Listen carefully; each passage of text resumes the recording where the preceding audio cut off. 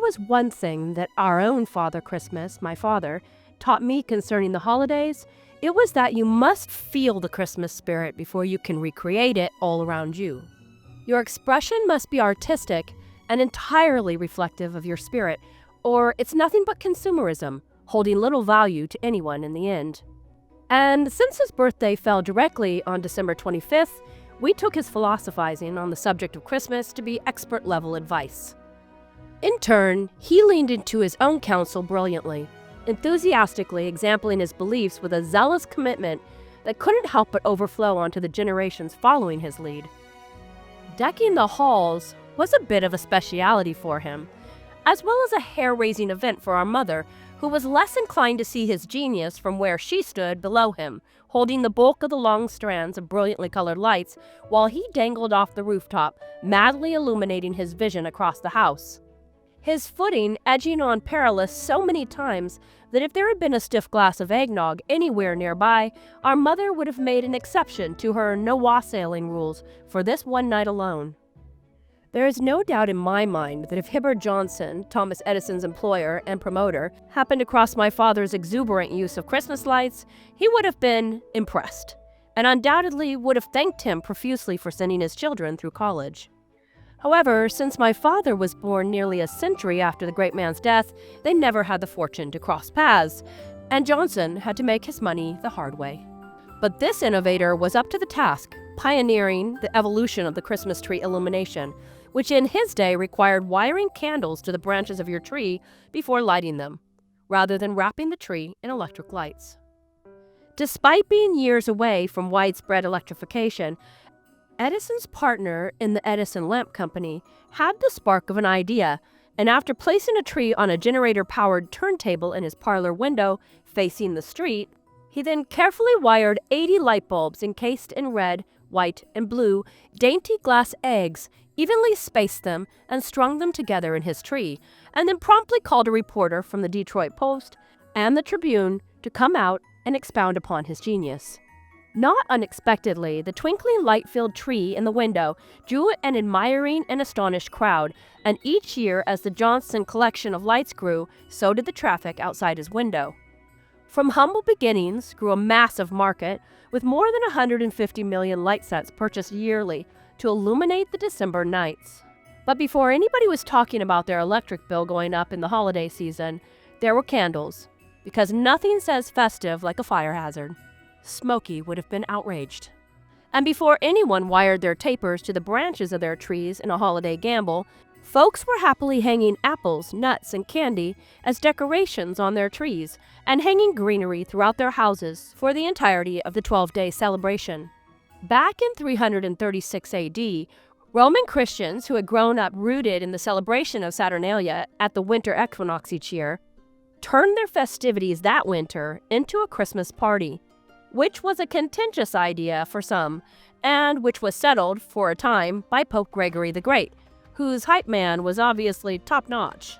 Gregory reasoned it would be more constructive to reinvent the pagan holiday and promptly converted it to a Christian celebration, hanging boughs and natural adornments throughout the churches. And he wasn't wrong. Folks across the empire adopted the traditions of the church, building onto them as they went.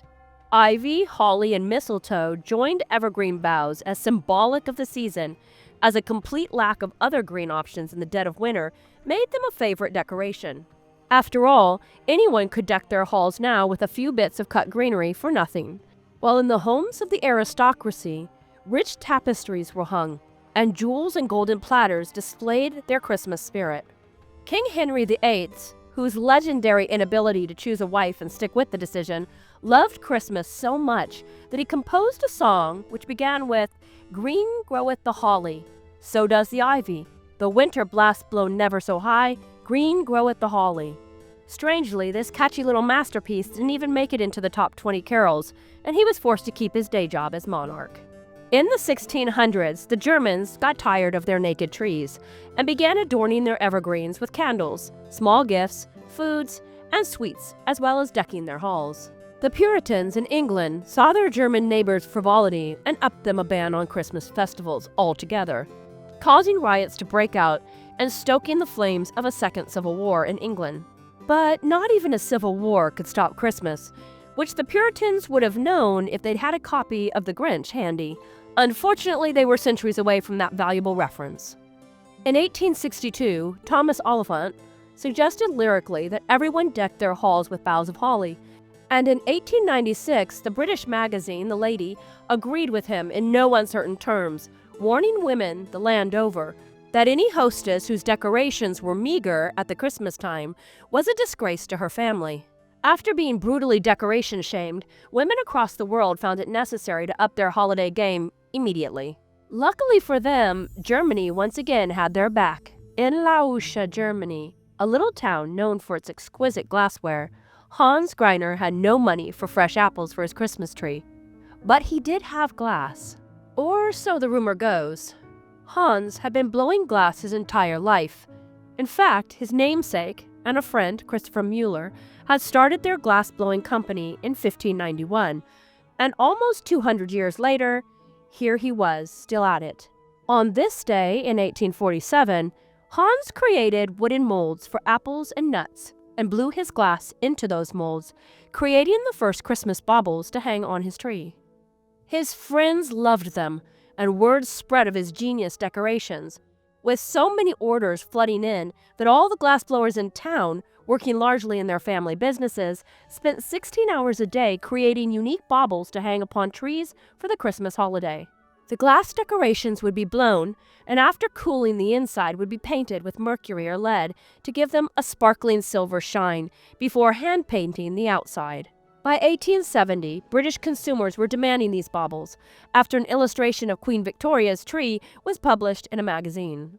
In the late 1800s, F.W. Woolworth, on a buying trip to Germany for toys, agreed to buy 144 inexpensive glass baubles to sell in his store back in America. To his surprise, he sold out in hours. In successive years, he continued to up his order, selling out just as rapidly until Woolworth's department store was making upward of $25 million on glass ornaments alone. For the decades to follow, things continued to go well for the Christmas decoration business as the tradition caught on like a house afire across the U.S. And then someone went and started a war. Again. Luckily for Christmas, Max Eckhart had immigrated from Germany to the U.S. in 1920, and by 1937, as a U.S. citizen, had pinpointed a possible disruption of glass bauble distribution from Germany to anywhere. Being a glassblower himself, he immediately founded the Shiny Bright Company and approached Corning Glasswork with a proposition.